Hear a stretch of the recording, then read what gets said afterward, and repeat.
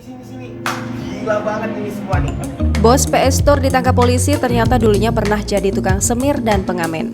Nama Putra Siregar mendadak ramai menjadi sorotan setelah ditangkap jajaran Polres Metro Jakarta Selatan pada Senin 11 April 2022. Putra Siregar diamankan karena terlibat kasus penganiayaan. Putra Siregar selama ini dikenal sebagai pengusaha perdagangan berbagai merek handphone. Ia lahir pada 5 November 1992 di Medan, Sumatera Utara. Putra telah menikah dengan Septia Yetri Opani dan dikaruniai 3 orang anak. Dikutip dari Tribun News Wiki, Putra memiliki toko ponsel yang ia beri nama PS Store. Sebelum sukses seperti sekarang, Putra Siregar menjalani hidup yang berat. Ia pernah jadi tukang semir dan pengamen jalanan. Ia mengaku dari kecil hidupnya di jalanan. Untuk menyambung hidup, ia rela menjadi tukang semir sepatu serta mengamen di jalanan kota.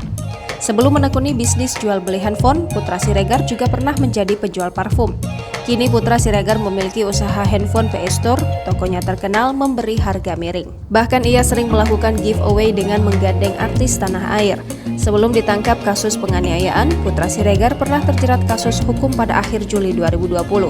Dikutip dari Tribun News, Putra Siregar ditetapkan sebagai tersangka setelah Kejaksaan Negeri Jakarta Timur menerima barang bukti hasil tangkapan Bea dan Cukai atas kasus peredaran barang-barang ilegal yang melibatkan Putra Siregar.